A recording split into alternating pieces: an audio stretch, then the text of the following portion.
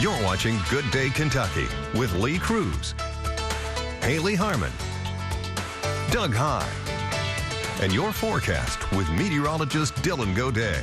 ABC 36 on your side.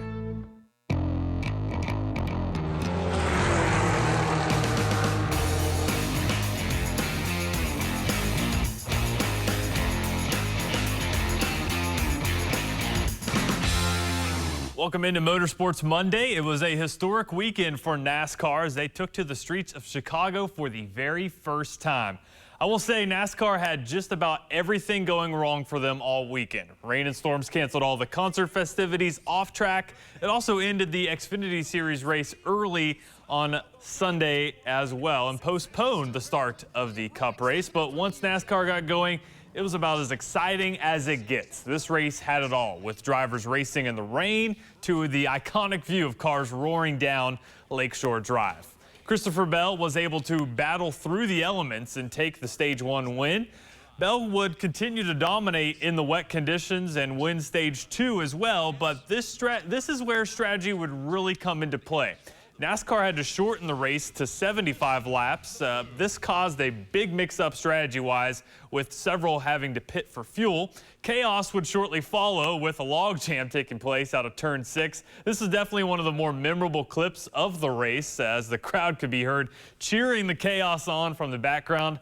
After the next restart, spin after spin would continue over the next few laps, as several early contenders like Christopher Bell and Tyler Reddick tried to regain their spots up front. Turn 6 especially was an area that caused many headaches for the drivers, but especially Martin Truex Jr. and Noah Gragson.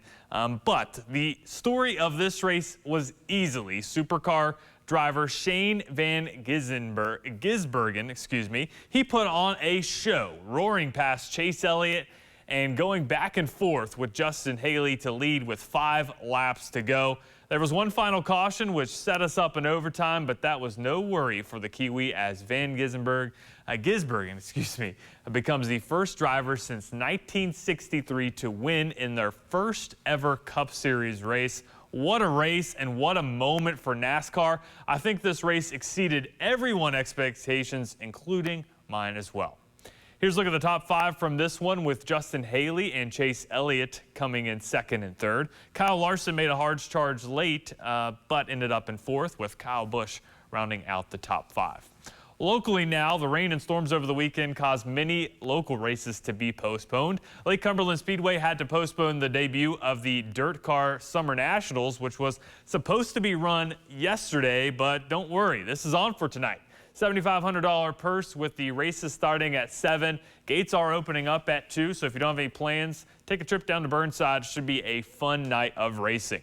The 4th annual Tommy Lanham Memorial at Rockcastle Speedway also had to be postponed from this past Saturday to Saturday, July 15th. This event should be a lot of fun then as well, and it, of course, is honoring a great driver. But that NASCAR race at Chicago, such a great time. I was kind of, obviously following the storms and stuff, but definitely watching that race and was able to catch the end of it.